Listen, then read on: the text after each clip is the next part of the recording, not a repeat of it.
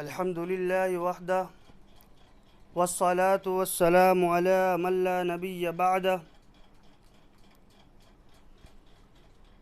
أما بعد أعوذ بالله من الشيطان الرجيم بسم الله الرحمن الرحيم ما كان محمد أبا أحد من رجالكم ولكن رسول الله وخاتم النبيين صدق الله العظيم وقال النبي صلى الله عليه وسلم لو كان بعدي نبي لكان عمر. وعن ثوبان رضي الله تعالى عنه أنه قال قال رسول الله صلى الله عليه وسلم إنه سيكون في أمتي كذابون ثلاثون كلهم يزعم أنه نبي الله وأنا خاتم النبيين لا نبي بعدي أو كما قال عليه الصلاة والسلام.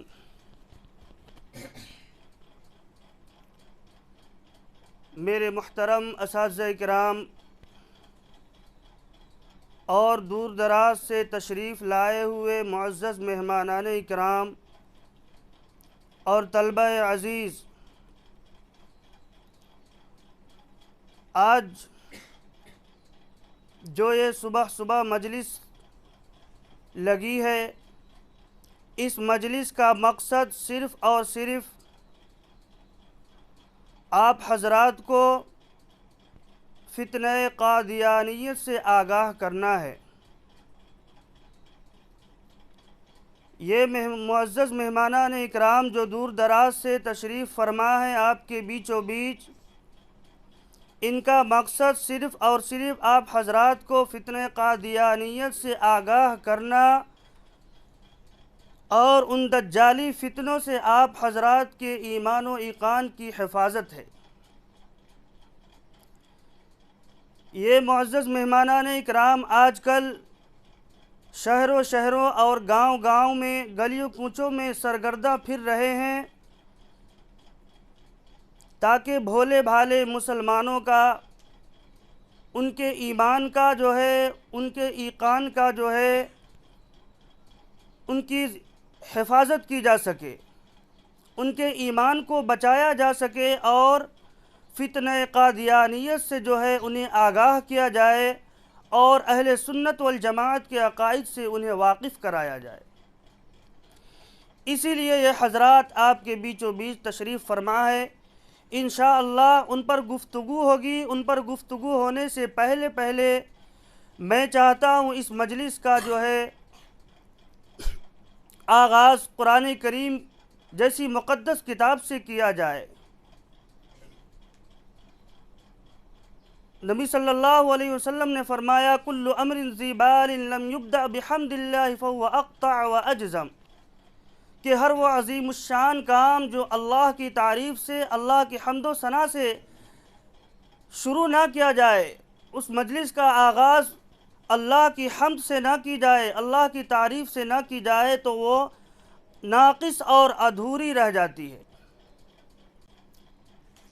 اس لیے میں چاہتا ہوں کہ اس مجلس کا آغاز قرآن کریم کی تلاوت سے کیا جائے، جس کے لیے میں محمد ذکر اللہ کو دعوت دے رہا ہوں۔ متعلم مدرسہ حاضہ گزارش ہے کہ جو ہے یہاں آ کر قرآن کریم کی تلاوت سے جو ہے مجلس کا انعقاد کریں۔ یہ لگا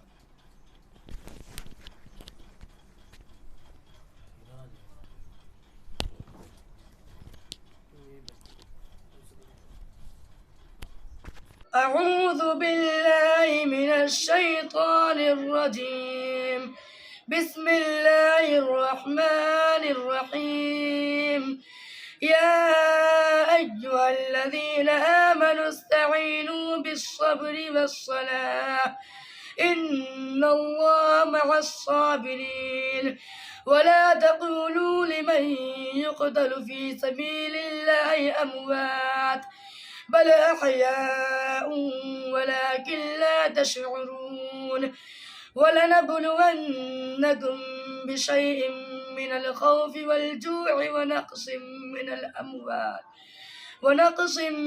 الأموال والأنفس والثمرات وبشر الصابرين الذين إذا أصابتهم مصيبة قالوا إنا لله وإنا إليه راجعون أولئك عليهم صلوات من ربهم ورحمة وأولئك هم المهتدون صدق اللہ العظیم۔ کی حمد و ثنا کے بعد اگر کسی ذات کی تعریف کا حق ہے، اگر کسی ذات کی تعریف و توصیف کی جائے تو نبی پاک صلی اللہ علیہ وسلم کی ذات ہے، جو ہمارے اور آپ کے آخری نبی ہے اور اس امت کے آخری نبی ہے اور قیامت تک کے لیے نبی ہے۔ اللہ تبارک و تعالیٰ نے فرمایا وَرَفَعْنَا لَكَ ذِكْرَكَ کہ اے نبی ہم نے آپ کے ذکر کو، آپ کی یاد کو، آپ کی تعریف کو بلند کر دیا۔ اللہ تبارک و تعالیٰ کی جہاں تعریف ہوگی پہلے، اس کے بعد جو ہے نبی پاک صلی اللہ علیہ وسلم کی تعریف ہوگی۔ اس لیے میں نعت پاک پڑھنے کے لیے ہونہار طالب علم محمد راقب کو جو ہے دعوت دینے جا رہا ہوں۔ موصوف سے درخواست ہے کہ آ کر جو ہے کچھ نعتیہ کلام پیش کریں۔ السلام علیکم ورحمۃ اللہ وبرکاتہ۔ آئے جہاں میں جو نبیوں کے سرور، آئے جہاں میں جو نبیوں کے سرور، گونجی صدائیں یہ دنیا میں گھر گھر۔ آئے جہاں میں جو نبیوں کے سرور، گونجی صدائیں یہ دنیا میں گھر گھر۔ نعرے تکبیر اللہ اکبر، نعرے تکبیر اللہ اکبر، نعرے تکبیر اللہ اکبر، نعرے تکبیر اللہ اکبر۔ آغوش میں آمنہ بھی کے آئے، آغوش میں آمنہ بھی کے آئے، حور و ملک نے ترانے سنائے۔ آغوش میں آمنہ بھی کے آئے، حور و ملک نے ترانے سنائے۔ غلمان آقا کو جھولا جھلائے، بو جہل بھی دے کے خوشیاں منائے۔ اترا فلک سے فرشتوں کا لشکر، نعرے تکبیر اللہ اکبر، نعرے تکبیر اللہ اکبر، نعرے تکبیر اللہ اکبر۔ تھامی رہی آقا کی شریعت، پاتی رہی ماں کی حلاوت، پاتی رہی ماں کی حلاوت۔ دامن نہ چھوڑا پیارے نبی کا، جب کہ یقین تھا ہوگی شہادت۔ نعرہ تھا اس دم سمیہ کے لب پر، نعرے تکبیر اللہ اکبر، نعرے تکبیر اللہ اکبر، نعرے تکبیر اللہ اکبر۔ بزم نبی میں کیا کیا نہیں ہے، ابوبکر فاروق عثمان علی ہے۔ بزم نبی میں کیا کیا نہیں ہے، ابوبکر فاروق عثمان علی ہے۔ سارے صحابہ ستاروں کے جیسے اور چاند جیسے میرے نبی ہے۔ سارے صحابہ ستاروں کے جیسے اور چاند جیسے میرے نبی ہے، کتنی ہے پیاری، کتنی ہے پیاری یہ بزم پیمبر، نعرے تکبیر اللہ اکبر، نعرے تکبیر اللہ اکبر، نعرے تکبیر اللہ اکبر۔ السلام علیکم۔ جیسا کہ آپ تمامی حضرات کو بخوبی معلوم ہے، بتایا گیا کہ مجلس کس لیے منعقد کی گئی ہے۔ اصل مقصد فتنہ قادیانیت سے آپ کو آگاہ کرنا ہے، دجالی فتنوں کے بارے میں ان کے مکر و فریب کو جو ہے بتانا ہے۔ چونکہ یہ فتنے کا دور ہے، اللہ کے نبی صلی اللہ علیہ وسلم نے فرمایا کہ قرب قیامت میں بہت سارے فتنے رونما ہوں گے، طرح طرح کے فتنے اٹھیں گے، ہر دن کوئی نہ کوئی نیا دھرم، نیا مذہب وجود میں آئے گا۔ اور آج معاملہ کچھ ایسا ہی ہے کہ ہر دن ایک نیا فتنہ وجود میں آتا ہے، ہر دن کوئی نہ کوئی نیا دھرم، نیا مذہب جو ہے بن کر جو ہے وجود میں آتا ہے۔ اللہ کے نبی صلی اللہ علیہ وسلم نے فرمایا کہ اس حالات میں، ان حالات میں کلمہ لا الہ الا اللہ اور دین کو مضبوطی سے تھامنے والا ایسا ہوگا کہ جیسے اپنی ہتھیلی میں، اپنی مٹھی میں آگ کے انگارے کو دبائے ہوا ہو، کہ جس طرح مٹھی کے اندر آگ کے انگارے اور شعلے کو دبائے رکھنا کٹھن اور مشکل ہے، اسی طرح یہ جو حالات اور پرفتن دور جو چل رہا ہے، ان حالات میں جو ہے ایمان پر ثابت قدم رہنے والا، کلمہ لا الہ الا اللہ کو مضبوطی سے تھامنے والا شخص بھی اپنے اندر ایسا ہی کٹھنائی اور ایسا ہی مشقت محسوس کر رہا ہے۔ آپ کو میں بتا دوں کہ جو ہے عقیدہ ختم نبوت کیا چیز ہے۔ تو عقیدہ ختم نبوت یہ دل سے اس بات کو ماننا، دل سے اس بات کو تسلیم کرنا کہ نبی پاک صلی اللہ علیہ وسلم اللہ کے آخری نبی اور آخری پیغمبر ہے، اور آپ کے بعد کوئی نبی آنے والا نہیں ہے۔ قرآن کریم کا خاص اعلان ہے، صاف طور سے اعلان ہے، ما کان محمد ابا احد من رجالکم ولکن رسول اللہ وخاتم النبیین، کہ محمد تمہارے مردوں میں سے کسی کے باپ نہیں ہے، اور لیکن اللہ کا رسول اور آخری نبی ہے، اور آپ پہلے اور آخری نبی ہے۔ اس بات کا ہمارا اور آپ کا جو ہے اس بات پر یقین ہونا چاہیے، اور اس بات کا ہمارا اور آپ کا عقیدہ ہونا چاہیے کہ آپ صلی اللہ علیہ وسلم آخری نبی ہیں، اور پہلے نبی جو ہے، پہلے پیغمبر جو ہے وہ آدم علیہ السلام ہیں۔ اللہ کے نبی صلی اللہ علیہ وسلم نے فرمایا اول الانبیاء آدم و آخرہم محمد، کہ پہلے نبی جو ہے وہ آدم ہے اور آخری نبی جو ہے وہ محمد ہے۔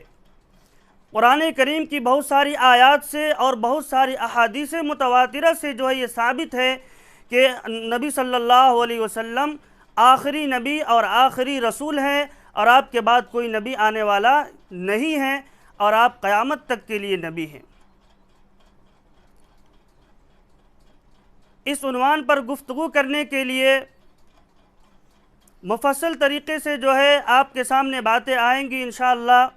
اس کے لیے میں معزز مہمان اکرام مولانا شمیم قاسمی صاحب دامت برکاتہم العالیہ، استاذ مدرسہ ندائے ملت روٹھٹ کو جو ہے دعوت دے رہا ہوں کہ مخصوص آئے اور جو ہے طلبہ کرام کے سامنے اپنی قیمتی باتیں رکھ کر ان کو جو ہے فتنہ قادیانیت سے آگاہ کرائے، اور اہل سنت والجماعت کے جو ہے عقائد سے جو ہے ان کو آگاہ کرائے۔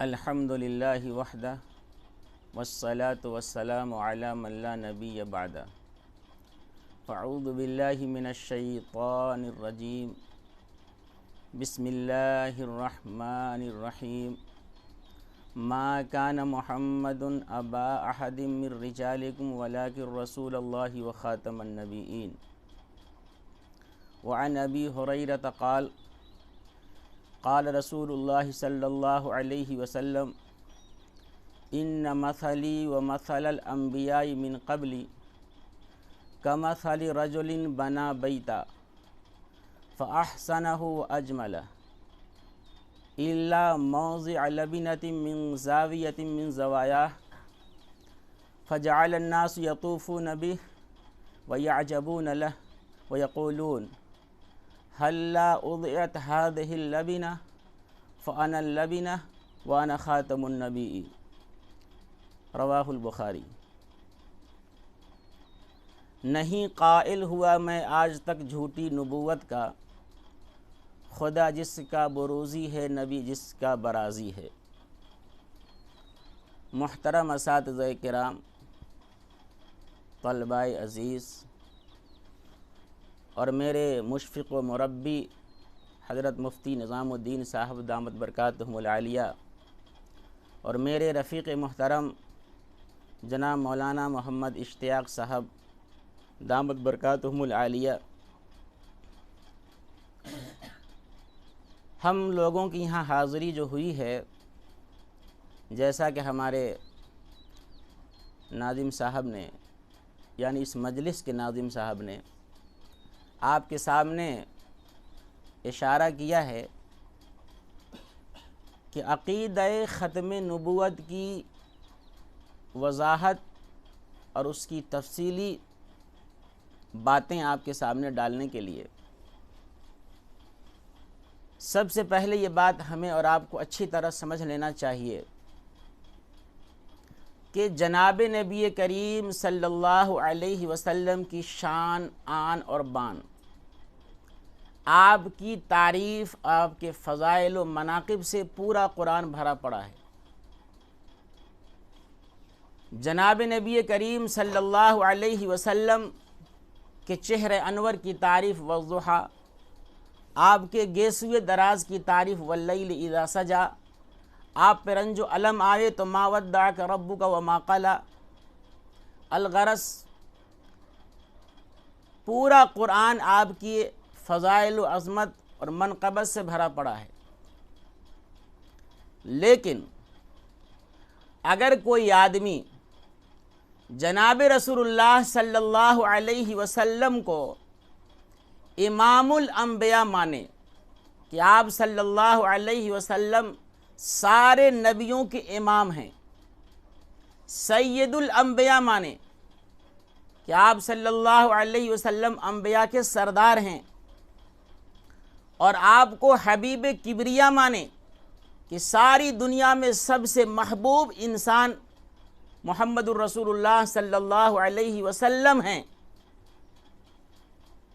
سب کچھ مانے، مگر اس کے دل میں اگر ذرہ برابر یہ شک ہو کہ جناب نبی کریم صلی اللہ علیہ وسلم کے بعد بھی کوئی نیا نبی آ جاوے گا، میں نیا کہہ رہا ہوں اس لیے کہ مطلق یہ بات اگر کہی جاتی ہے کہ آپ صلی اللہ علیہ وسلم کے بعد نبی نہیں آئے گا، تو حضرت عیسیٰ علیہ السلام کے بارے میں چونکہ ہمارا عقیدہ ہے کہ حضرت عیسیٰ علیہ السلام قیامت کے قریب آئیں گے، لیکن حضرت عیسیٰ علیہ السلام نیا نبی نہیں ہیں، آپ جناب رسول اللہ صلی اللہ علیہ وسلم سے پہلے نبی بنائے جا چکے ہیں۔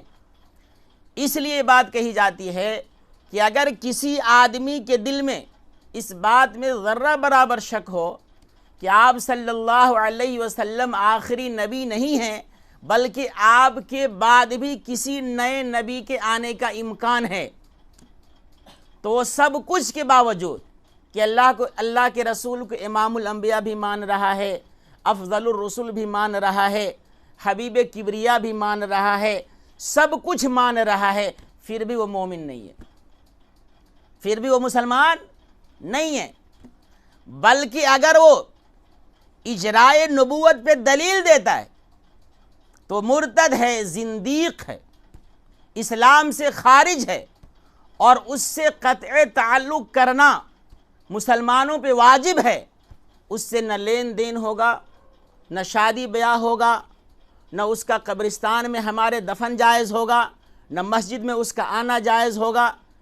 الغرض اس کا بائیکاٹ ہمیں ایسے کرنا پڑے گا جیسے ہم نے ایک ناپاک جانور خنزیر کا بائیکاٹ کیا ہے۔ کیوں؟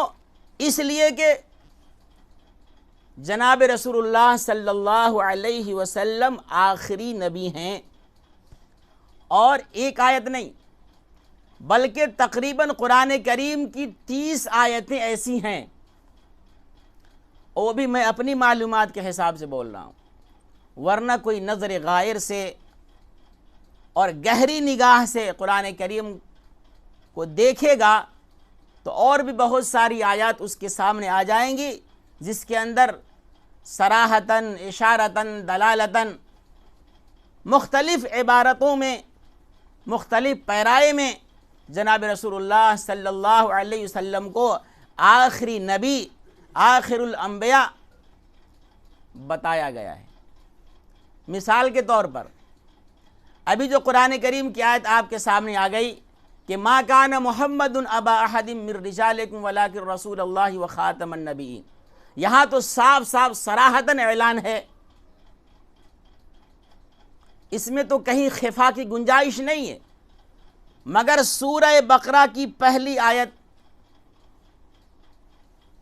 سے آپ شروع کریں والناس تک پڑھتے چلے جائیے تو آپ کو مختلف آیتیں ایسی ملیں گی۔ مثلا قرآن کریم کے اندر فرمایا گیا ھدی للمتقین، ھدی للمتقین، پھر آگے متقین کی تفسیر کی گئی الذین یؤمنون بما انزل الیک وما انزل من قبلک وبالآخرۃ ھم یوقنون، کہ متقی وہ لوگ ہیں، اللہ سے ڈرنے والے، راہ راست پہ وہ لوگ ہیں جو ایمان لاتے ہیں ان چیزوں پر جو آپ کی طرف نازل کی گئی اور آپ سے پہلے انبیاء پہ نازل کی گئی۔ اگر جناب نبی کریم صلی اللہ علیہ وسلم کے بعد بھی کوئی نیا نبی آنے والا ہوتا تو یہاں پر یہ بھی کہا جاتا الذین یؤمنون بما انزل الیک وما انزل من قبلک وما انزل من بعدک، کہ متقی وہ لوگ ہیں جو ایمان لائے ان چیزوں پر جو آپ کی طرف نازل کیا گیا اور آپ سے پہلے انبیاء پہ نازل کیا گیا اور آپ کے بعد بھی جو نبی آئے گا، نعوذ باللہ۔ لیکن قرآن کریم نے یہاں پہلوں کا تذکرہ کیا، آپ کا تذکرہ کیا، مگر آگے کسی نبی کا تذکرہ نہیں کیا۔ پتہ چلا کہ نبوت کا اجرا اب نہیں ہوگا اور آپ کے بعد کوئی نیا نبی نہیں آئے گا۔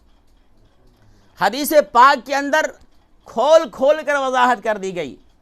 ابھی میں نے ایک روایت پڑھی ہے جس کے اندر اللہ کے رسول صلی اللہ علیہ وسلم فرماتے ہیں، مثال دے کے سمجھایا کہ میری مثال اور مجھ سے پہلے جتنے انبیاء آئے سب کی مثال ایسی ہے کمثل رجل بنا بیتا، جیسے کسی آدمی نے کوئی گھر بنایا، کوئی مکان بنایا اور اس مکان کی ساری اینٹیں اس میں جڑ دی گئیں مگر ایک اینٹ کی جگہ چھوڑ دی گئی، ایک اینٹ کی جگہ چھوڑ دی گئی، اور گھر بھی بڑا عالیشان، بہت خوبصورت، اتنا خوبصورت کہ جو لوگ بھی اس گھر کو دیکھتے ہیں فجعل الناس یطوفون بہ، لوگ جو ہے اس گھر کا طواف کرتے ہیں، لوگ اس گھر کے ارد گرد چکر لگاتے ہیں اور دیکھتے ہیں اس کی بناوٹ کو، سجاوٹ کو، تو ان کا دل مچل جاتا ہے، ان کی آنکھیں خوشی کے مارے چھلک جاتی ہیں اور وہ کہتے ہیں بہت اچھا مکان بنایا ہے، ما احسن و اجمل، کتنا بہترین اور خوبصورت مکان ہے۔ وَيَعْجَبُونَ لَهُ، اور ان کو بڑا اچھا معلوم ہوتا ہے، لیکن سب کے سب یہ کہتے ہیں جتنے لوگ گھوم رہے ہیں اس کے ارد گرد چکر لگا رہے ہیں حَلَّا أُضِيَتْ هَذِهِ اللَّبِنَةُ، کہ یہ جگہ جو اینٹ کی چھوڑ دی گئی کاش کہ یہ اینٹ بھی یہاں جڑ دی جاتی تو مکان بالکل مکمل اور نقص اس میں باقی نہیں رہتا۔ اللہ کے رسول فرماتے ہیں کہ جتنے انبیاء مجھ سے پہلے آئے اس مکان کی ساری اینٹیں تھیں، اور میں جو ہوں وہ آخری اینٹ ہوں، میں جو ہوں وہ آخری اینٹ ہوں، اور جب میں آیا اب وہ اینٹ اس مکان پہ لگا دیا گیا، جو اینٹ کی جگہ خالی ہے، جو مکان کے اندر اس جگہ کو اب بھر دیا گیا میری وجہ سے، تو اب نبوت کا وہ محل کیا ہو گیا؟ مکمل ہو گیا۔ کیا ہو گیا بھائی؟ مکمل ہو گیا، اور میں آخری نبی ہوں، میرے بعد کوئی نبی نہیں ہے۔ تو حدیث تقریباً 200 ہیں، کتنی ہیں؟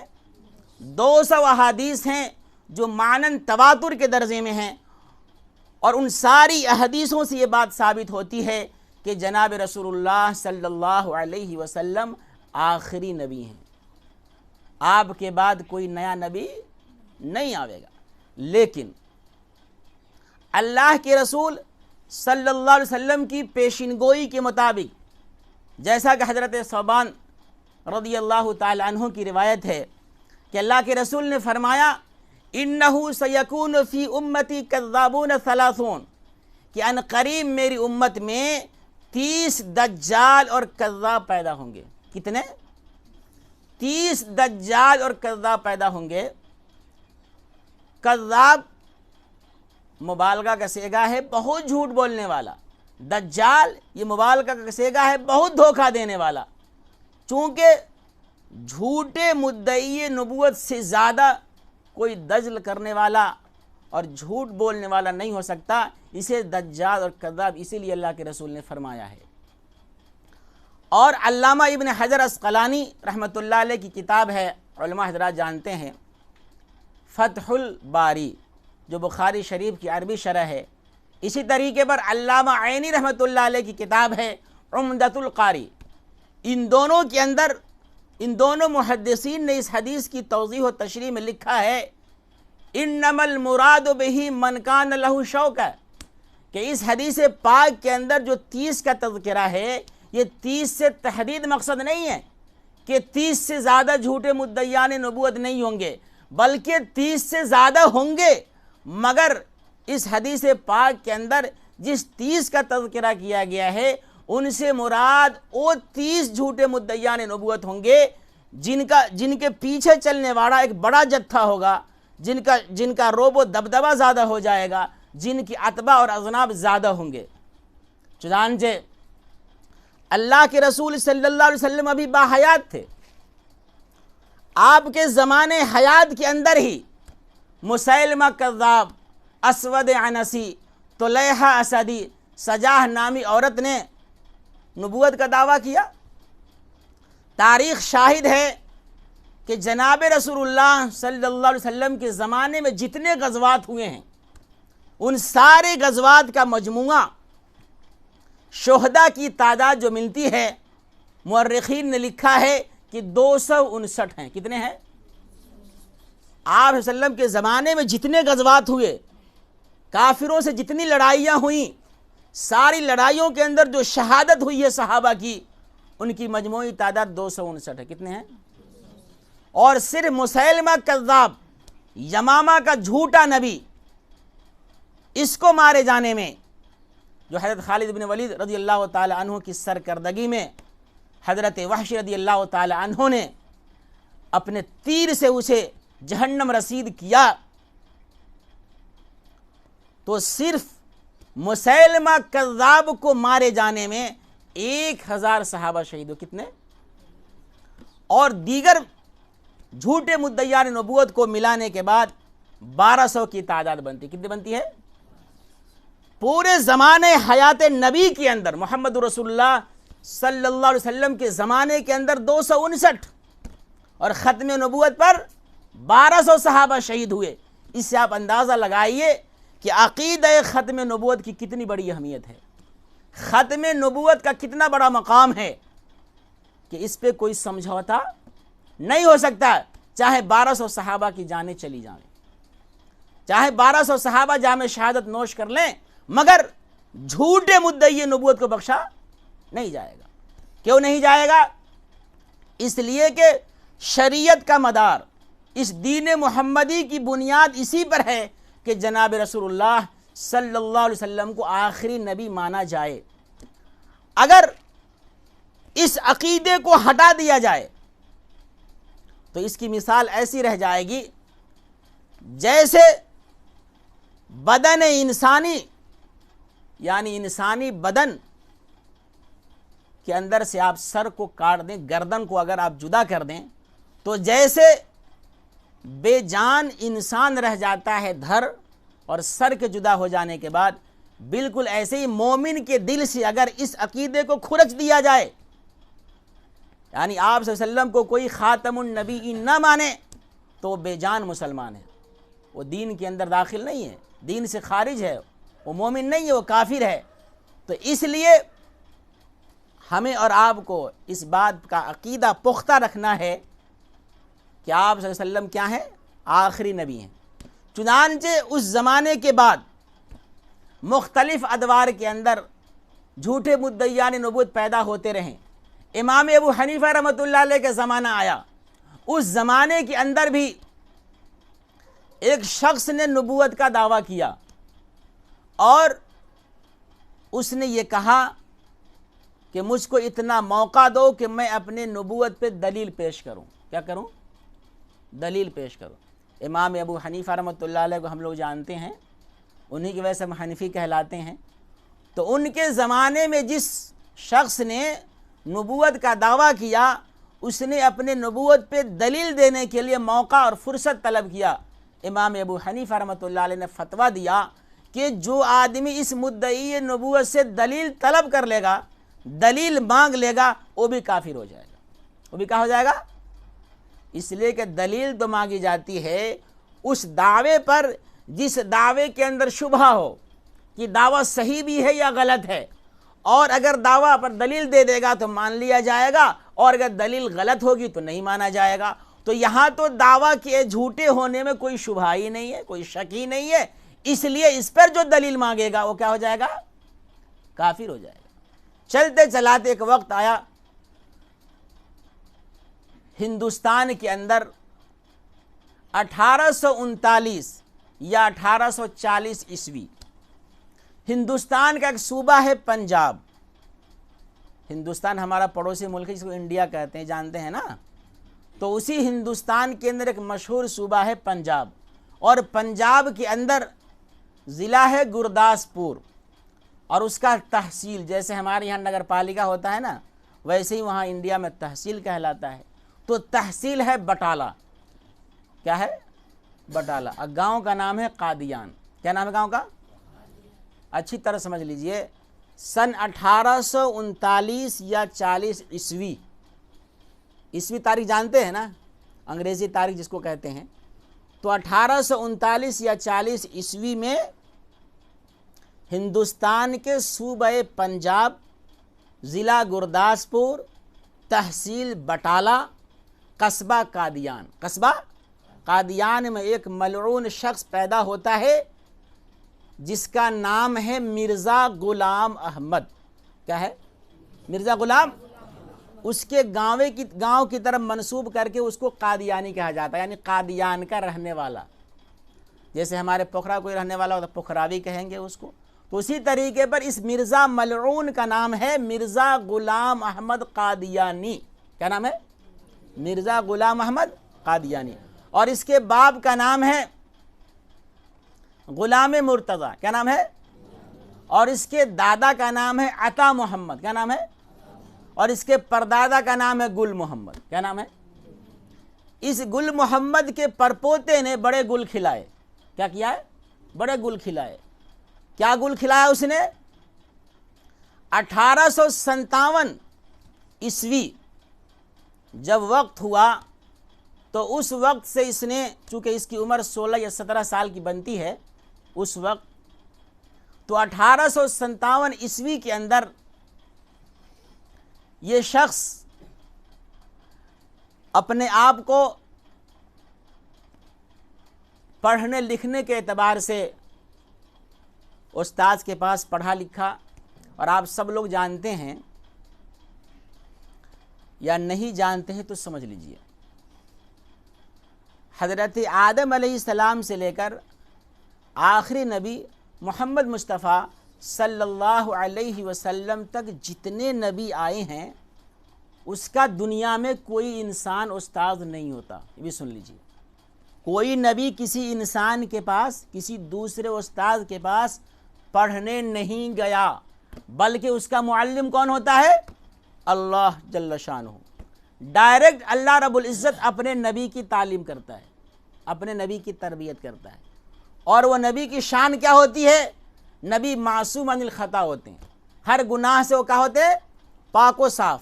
اور نبی کا بچپن اور نبی کا 55, یعنی نبی بچپن سے لے کر 55 یعنی پوری عمر آئینے کی طرح صاف و شفاف بے غبار ہوتا ہے نبی کی ذات. سمجھ رہے ہیں نا؟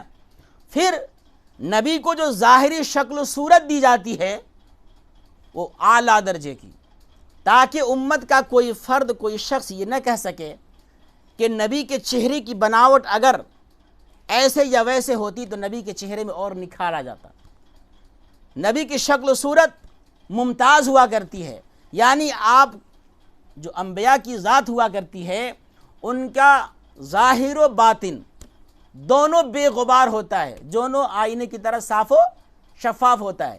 اسی لیے جناب نبی کریم صلی اللہ علیہ وسلم کے بارے میں حضرت عائشہ رضی اللہ تعالی عنہ فرماتی ہیں کہ اگر کبھی مجھے سوئی کے ناکے میں دھاگے کو پیرونے کی ضرورت پڑتی تھی تو میں آپ صلی اللہ علیہ وسلم کے جسد اطہر سے قریب کر لیتی تھی, اور آپ کے چہرے انور اور بدن مبارک کی روشنی سے میں سوئی میں دھاگے, یعنی سوئی کے ناکے میں دھاگے کو آسانی کے ساتھ پیرو لیتی تھی.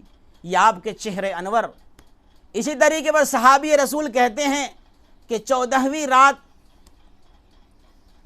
کو چاند جو ہے چمک رہا تھا, دمک رہا تھا. ایک طرف میں نگاہ ڈالتا ہوں 14ویں رات کے چاند پر, اور ایک طرف نگاہ ڈالتا ہوں میں چہرے انور پر, اور میرا دل یہ فیصلہ کرتا ہے کہ چاند میں ہے چھائیاں مگر آپ کا چہرے انور صاف ہے. سمجھ رہے ہیں نا؟ تو اس طریقے پر آپ صلی اللہ علیہ وسلم کا چہرے انور اور باقی حضرت آدم علیہ السلام تک جتنے انبیاء آئے سب کا چہرے انور کیا ہوتا تھا؟ صاف ستھرا اور خوبصورت. چہرے کا نقش و نگار ہر اعتبار سے ممتاز ہوتا تھا. اور بچپن سے لے کر 55 تک کہیں بھی کوئی جگہ کسی کو انگشت نمائی کی باقی نہیں رہ سکتی تھی. لیکن یہ شخص بالکل الٹا ہے. اس کا رنگ ہے کالا. کیا ہے یہ؟ مرزا ملعون کا رنگ کیا تھا؟ کالا.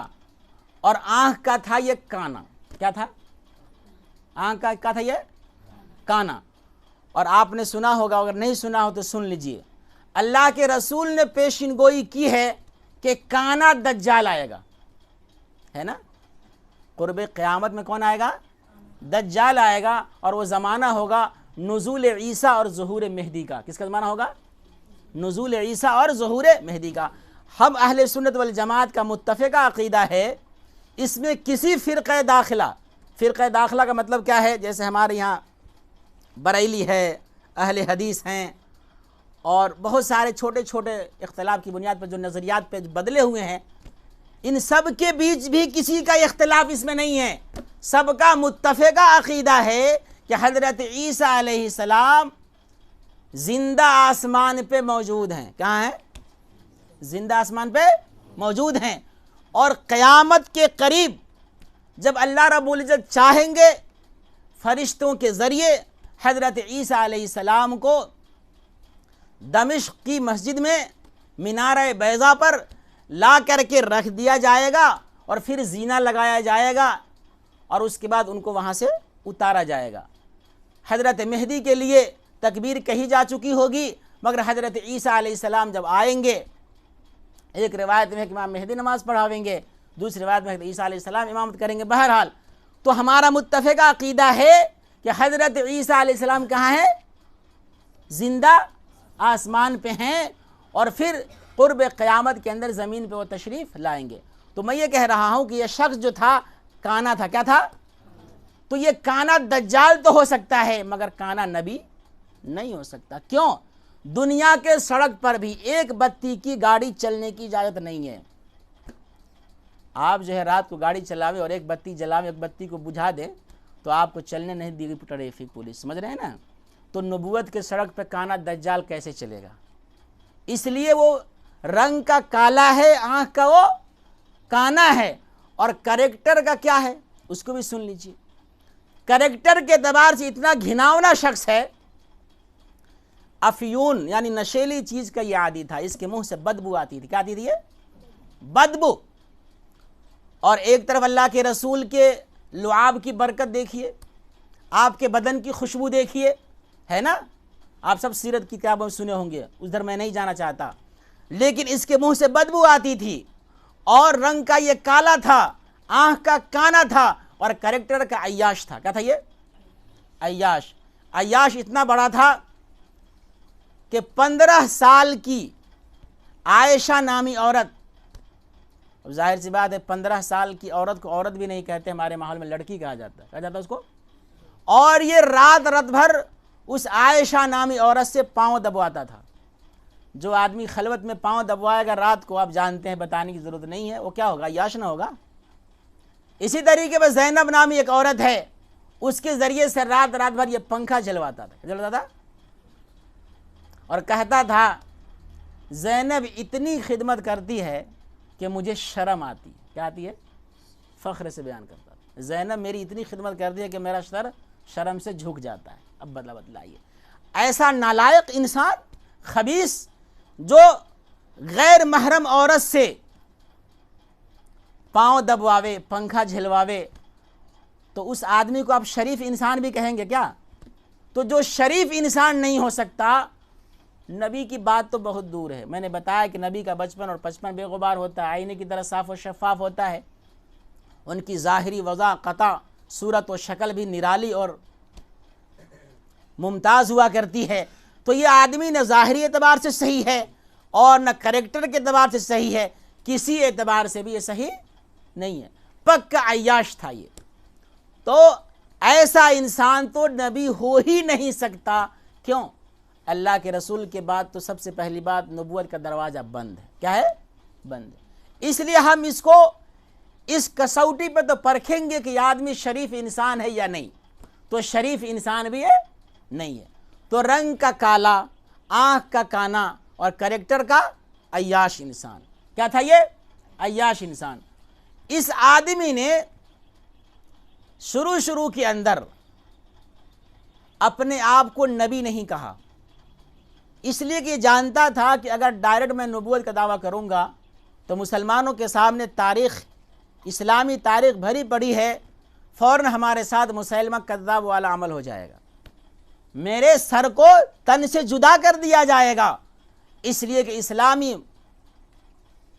وفاداروں اور جانثاروں کے اندر حمیت اسلامی ابھی باقی ہے، اس لیے اس نے جو ہے اس زمانے میں شروع کے اندر نبوت کا دعویٰ نہیں کیا، بلکہ اس نے وعدہ کیا مسلمانوں سے کہ میں ایک کتاب لکھنے والا ہوں 50 جلد کے اندر، جس کے اندر میں 300 دلائل اسلام کی حقانیت پر پیش کروں گا، اور اس کے لیے اس نے چندے کیے اور بہت سارے پیسے جمع کیے، اور اس نے 4 جلد لکھی، اور 4 جلد لکھنے کے بعد 23 سال تک 5ویں جلد نہیں لکھا، اور اپنے مرنے سے پہلے، چونکہ اس کی جو موت ہوئی ہے، یہ جو مرا ہے خبیث ملعون، اور مرا بھی کہاں ہے؟ عجیب بات ہے، یہ مرا ہے اس حالت میں کہ اس کے منہ سے بھی پاخانہ نکلتا تھا اور اس کے دبر سے بھی پاخانہ نکلتا تھا، یعنی غلاظت کی جگہ میں اللہ نے آخری موت اس کو ایسی عبرتناک دی ہے، حیضے، وبائی حیضے کی موت اس کو آئی ہے،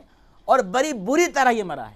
اللہ تعالیٰ نے دنیا ہی کے اندر اس کو انجام دکھلا دیا، اس کو کوئی نہانے کو تیار نہیں تھا، لوگ نفرت کرتے تھے اس سے، اس طریقے پر اللہ نے دنیا کے اندر اس کو جہنم رسید کیا اور عبرت کی موت دی۔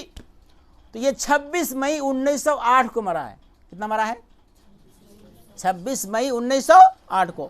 تو یہ اپنے مرنے سے پہلے کتاب 5ویں جلد لکھنا شروع کیا، اور اس کے دیباچے میں یعنی مقدمہ کے اندر یہ لکھا کہ میں نے جو آپ سے وعدہ کیا تھا 50 جلد لکھنے کا، چونکہ جن لوگوں نے پیسے دیے تھے، پیسے دینے والے نے تقاضا کیا کہ بھائی تم تو کہے ہو 50 جلد لکھنے کے لیے، ابھی تم 4 ہی جلد لکھے ہو اور 23 سال گزر گیا، پیسے کو سارے کھا گئے، ہضم کر گئے، تم جلد لکھ کے بتاؤ، کتاب لکھ کے بتاؤ یا میرے پیسے واپس کرو۔ تو اس نے کیا کیا، 5ویں جلد لکھنا شروع کیا اور دیباچے کے اندر لکھا کہ 5 اور 50 میں کوئی فرق نہیں ہے، صرف 0 کا فرق ہے، اس لیے 50 کو 5 سے ہی مکمل کر دیا جاتا ہے۔ اب بھلا بتلائیے، کوئی آدمی آپ سے 50 روپیہ لے لے، کتنا لے لیں؟ 50 روپیہ بطور قرض، اور آپ کو دے 5 روپیہ، کتنا دے؟ اور آپ سے کہے بھائی 50 میں اور 5 میں 0 کا فرق ہے، تو آپ معاف کر دیجیے گا اس کو؟ بولیے معاف کریں گے آپ؟ کتنا بڑا یہ دھوکے باز ہے، دغا باز ہے کہ چندہ کیا 50 کا اور 5 کے پر کہہ رہا ہے کہ 5 اور 50 میں فرق ہے، کس کا ہے؟ صرف 0 کا۔ یہ نالائق کوئی بچہ بھی سمجھ سکتا ہے کہ یہ پاگل ہے، اور حقیقت میں یہ مالی خولیہ کا مریض تھا۔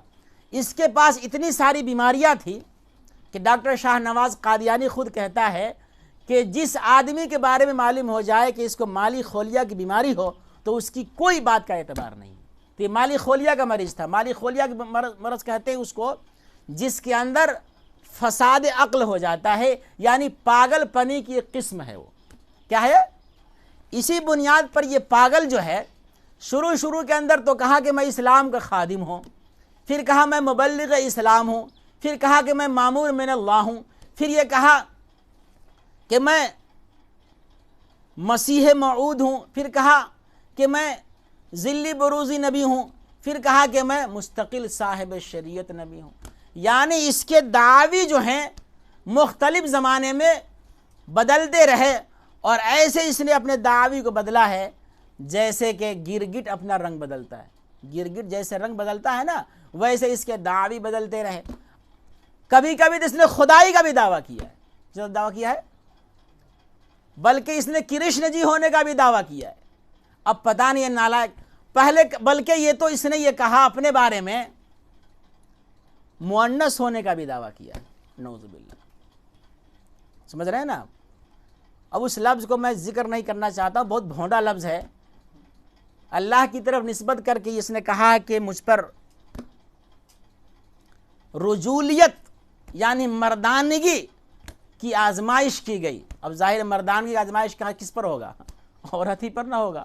تو اس طریقے پر اس نے کیا کیا دعوی کی ہے کہنے کے لائق بھی نہیں ہے۔ تو بہرحال اس نے جو ہے مختلف زمانے میں مختلف دعوی کیے، چنانچہ اس نے یہ کہا تھا کہ دعویٰ کیا تھا، اس کے جھوٹے ہونے کو میں بتلا رہا ہوں۔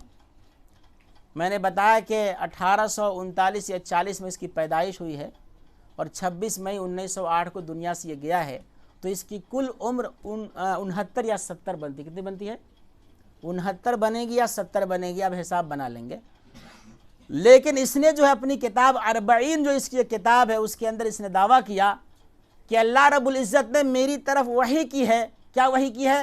لَأُحْيَنَّكَ حَيَاةً طَيِّبَةً 80 حولاً او قریباً من ذالک، کہ اللہ تعالیٰ نے میری طرف وحی کی ہے کہ میں تجھ کو پاکیزہ زندگی دوں گا 80 یا اس کے قریب۔ 80 یا تو دعویٰ تک کیا 80 کا، کس کا دعویٰ کیا کہ 80 سال کی میری عمر ہوگی، اور مرا کس میں ہے یہ؟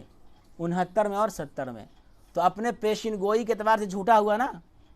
اور کوئی بھی صحیح نبی جو پیشین گوئی کر دے، نبی کی پیشین گوئی کبھی جھوٹی نہیں ہو سکتی، مگر یہ ملعون کذاب دجال جو بھی پیشین گوئی کیا، ہر پیشین گوئی میں جھوٹا نکلا۔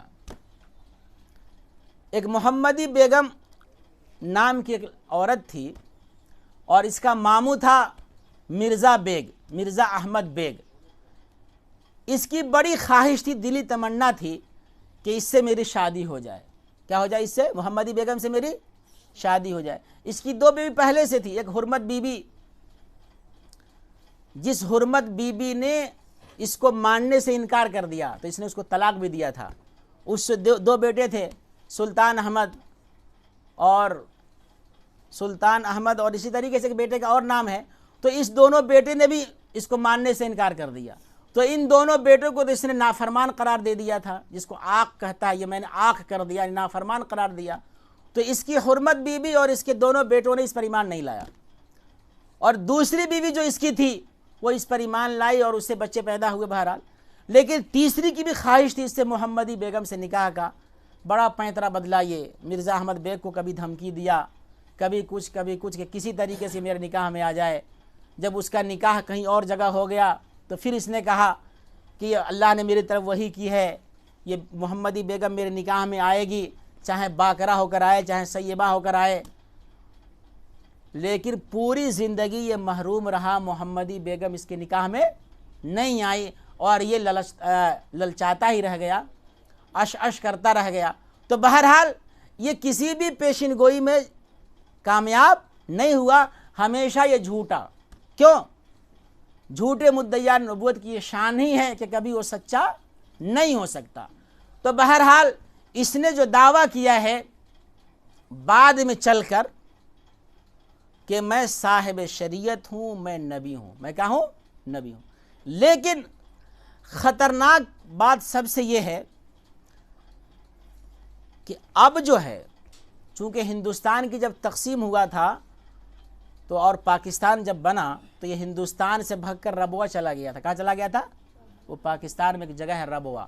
لیکن ربوہ کے اندر بھی علماء نے جب اس کا پیچھا کیا اور پاکستان کے صدن نے، اسمبلی نے ذوالفقار علی بھٹو کے زمانے میں یہ بل پاس کیا کہ یہ قادیانی کافر ہیں، اور پھر جنرل ضیاء الحق کے زمانے میں امتناع قادیانیت نام سے آرڈیننس یعنی فرمان جاری ہوا، جس کے اندر مکمل طور پہ ان کا بائیکاٹ کر دیا گیا اور کہا گیا کہ مسلمانوں قبرستان میں دفن نہیں ہوگا، یہ اپنے نام کے ساتھ مسلمان نہیں لگا سکتے ہیں اور یہ مسلمانوں کے مسجد میں داخل نہیں ہو سکتے ہیں۔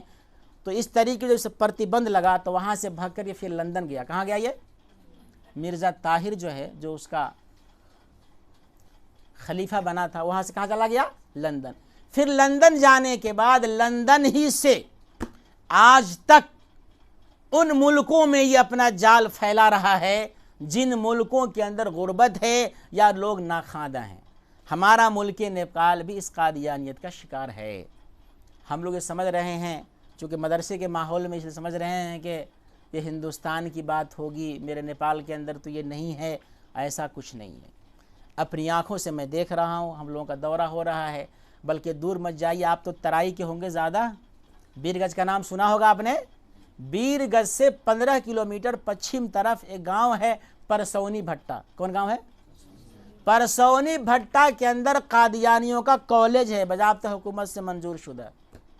اسی قادیانی کالج کے اندر مرزا باڑہ، قادیانیوں کی کوئی مسجد جو ہماری طرح یہ بناتا ہے، اس کو مسجد ہم ہرگز نہیں کریں گے، مسجد مسلمانوں کی شان ہے، ہم اس کو کہیں گے مرزا باڑہ۔ کیا کہیں گے ہم؟ اور قادیانیوں کا جو پڑھانے والا ہوگا اس کو ہم ملا یا مولوی نہیں کہیں، اس کو کہیں قادیانی پنڈت۔ کیا کہیں گے ہم اس کو؟ تو قادیانی پنڈت بھی وہاں رہتا ہے، اس کا مرزا باڑہ بھی وہاں ہے اور بچے وہاں پڑھتے ہیں۔ اور افسوس کی بات یہ ہے کہ اپنے مسلمانوں کے 40 گھر قادیانی ہو گئے وہاں۔ کئی مرتبہ دورہ ہوا، بہت سمجھایا گیا، مگر ابھی تک لوگ راہ راست پہ مکمل طور پہ نہیں آ رہے ہیں۔ اور لوگ کہتے ہیں کہ نیپالی پڑھنے جاتا ہے بچہ، انگلش پڑھنے جاتا ہے، ہم کو دھرم سے کیا لینا دینا ہے، جبکہ ماحول وہاں کا بتلاتا ہے کہ جو بچے وہاں کامیاب ہوتے ہیں، سالانہ اس کا جلسہ بھی وہاں ہوتا ہے، اس جلسے کے اندر جو بچے اچھے نمبرات سے کامیاب ہوتے ہیں اس کو وہ قادیان لے جاتا ہے۔ کہاں لے جاتا ہے؟ اور جو اس میں بھی ہونہار ہوتے ہیں ان کو معلم بناتا ہے، اپنا اس کا تنخواہ جاری کر دیتا ہے۔ اور اس کے پاس پیسے تو اتنے ہیں عزیز طلبہ، کبھی ایمان کا سودا نہ کیجئے گا چند ٹکے بھاؤ میں، چونکہ صحابہ کی قربانی کو یاد کیجئے کہ صحابہ نے پیٹ پہ پتھر باندھے ہیں۔ کیا باندھے ہے نا؟ غزوہ خندق کے موقع پر صحابی اپنا کرتا اٹھاتے ہیں تو ایک پتھر بندھا ہوا ہے اور میرے اللہ کے رسول کے پیٹ پہ 2 پتھر بندھے ہوئے ہیں نا۔ تو ہمارا یہ عزم مصمم ہونا چاہیے کہ ہم بھوکا تو رہ لیں گے، ننگے پاؤں چل لیں گے، ننگے بدن گزارا کر لیں گے، مگر ہم اپنے ایمان کا سودا نہیں کریں گے۔ یہ قادیانی کس اعتبار سے اپنے آپ کو، ہم اور آپ کو کیسے پھنساتا ہے، اس کو ذرا سن لیجئے۔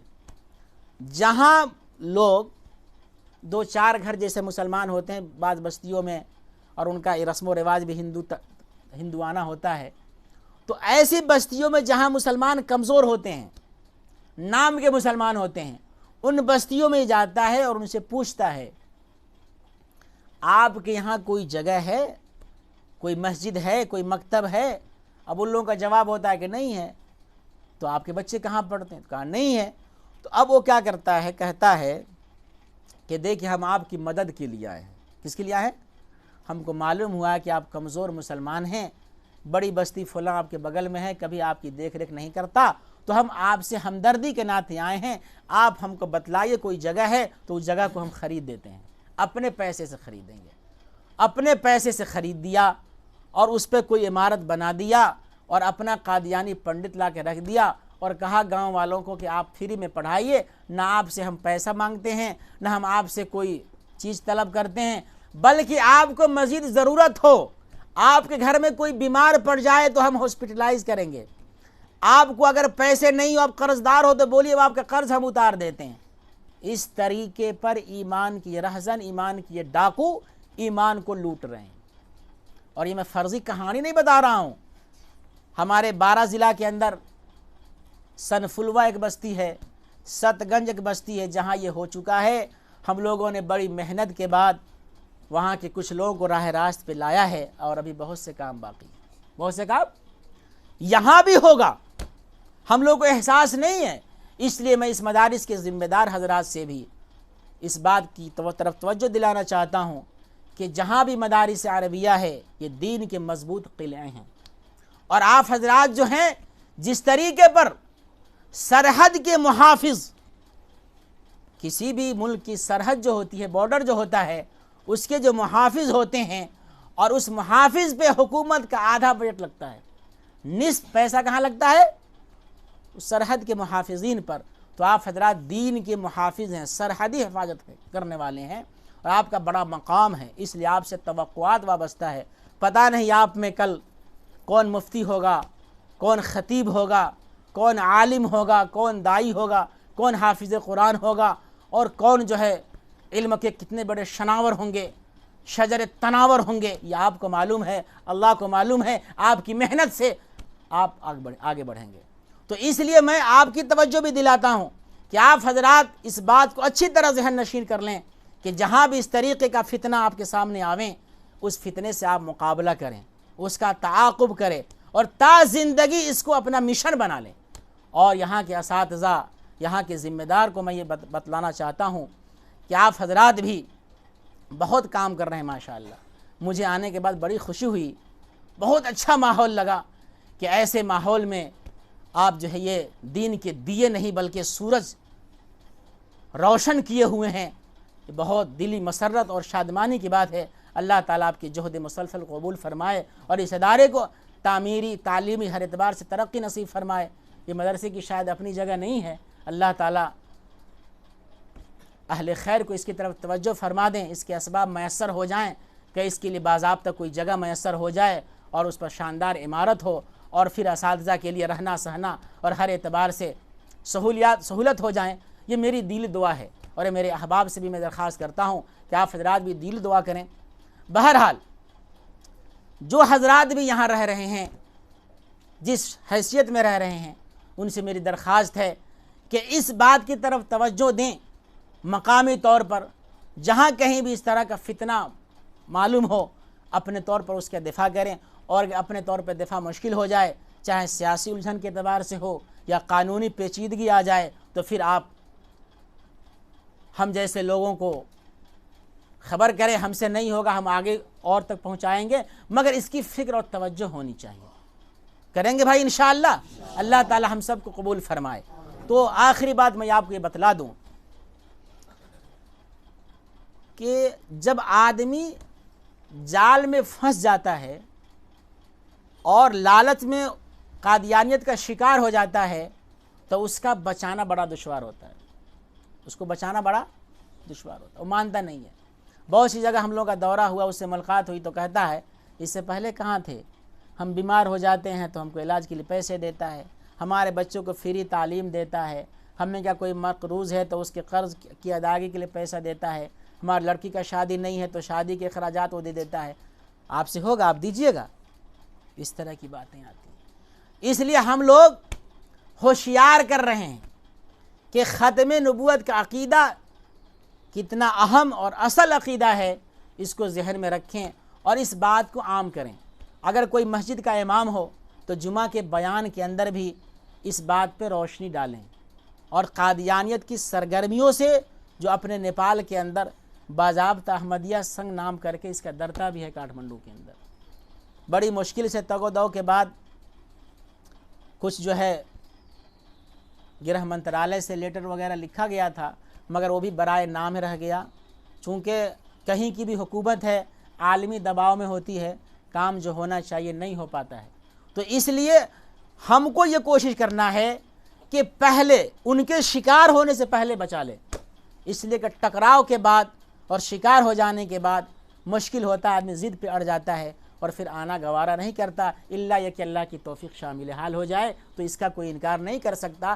اس لیے ہم لوگ چاہتے ہیں کہ جگہ بجگہ چھوٹے موٹے پروگرام کرنے کے بعد لوگوں کے اندر ایک طرح کے بیداری پیدا کر دیا جائے، تاکہ لوگ پہلے سے ہوشیار رہیں اور پہلے سے اس فرقے سے، اس فتنے سے، چونکہ ہم لوگ سمجھتے ہیں، بہت سے لوگ سمجھتے ہیں کیا یہ فرقہ ہے، بہت سارے فرقہ دنیا میں ہیں، اس کے پیچھے ہم لٹ لے کے نہیں پڑھتے، اس کے پیچھے کیوں پڑھ رہے ہیں؟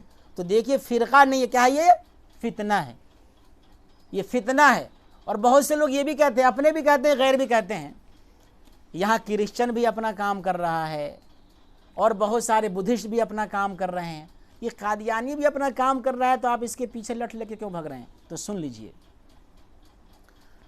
ہمارے برادران وطن، ایک ہندو بھائی کا گھر ہمارے گھر کے بغل میں ہے، ہمارا گھر اسی جگہ پر ہے، حتیٰ کہ اتنی قربت ہے کہ ان کے گھر کا پانی ہمارے گھر پہ گرتا ہے اور ہمارے گھر کا پانی ان کے گھر پہ گرتا ہے، مگر ہم کو کبھی اس سے نفرت نہیں، عداوت نہیں، دشمنی نہیں، ہم کو کوئی ان سے الرجی نہیں۔ کیوں نہیں ہے؟ ہندو اپنے آپ کو ہندو کہتا ہے، کرسچن اپنے آپ کو کرسچن کہتا ہے، بدھسٹ اپنے آپ کو بدھسٹ کہتا ہے، تو اپنے دھرم کا پالن وہ کر رہا ہے، ہم اپنے دھرم کا پالن ہم کر رہے ہیں، ہم کو نہ اسے برا بھلا کہنا ہے اور نہ اس کو ہمیں برا بھلا کہنا چاہیے، کبھی ٹکراؤ نہیں ہوتا۔ کیوں نہیں ہوتا؟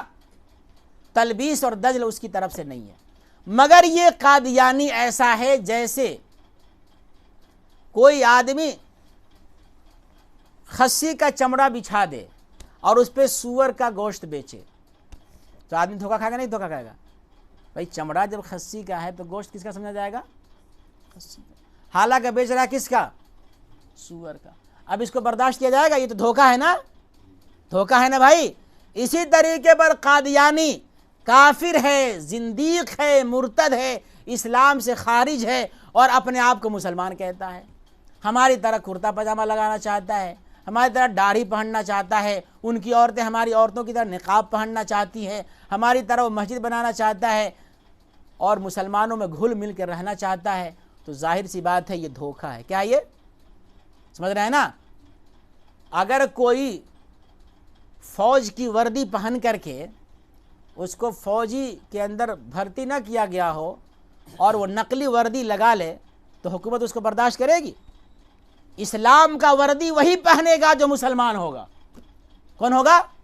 مسلمان ہوگا، لیکن غیر مسلمان اسلام کا وردی پہن لے یہ مشکل ہے، اس کو برداشت نہیں کیا جائے گا۔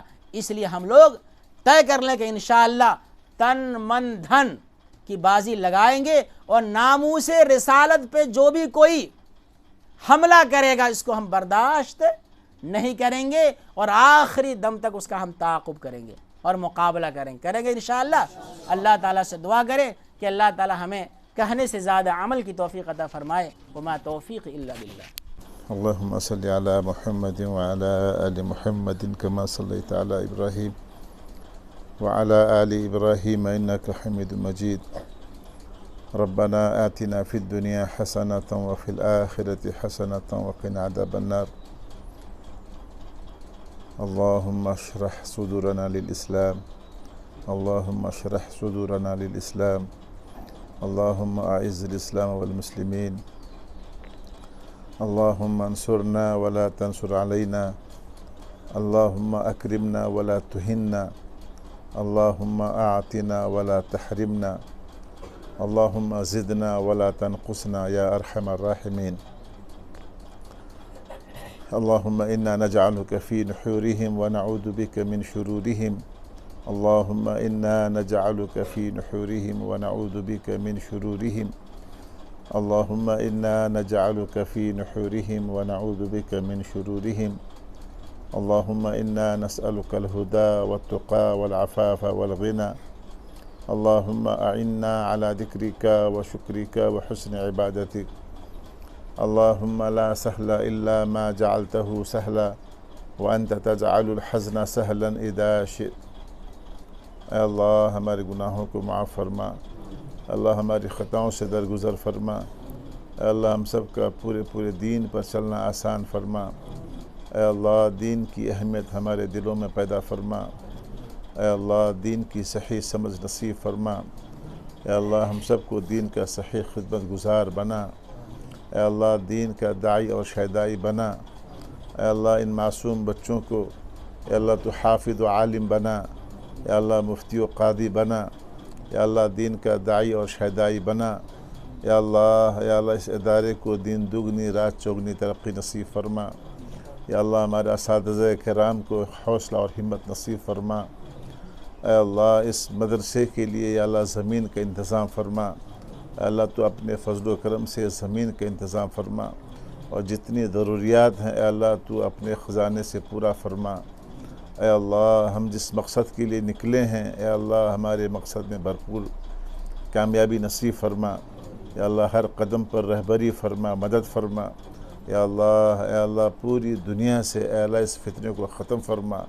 یا اللہ کام کرنے والوں کو ہمت اور حوصلہ نصیب فرما.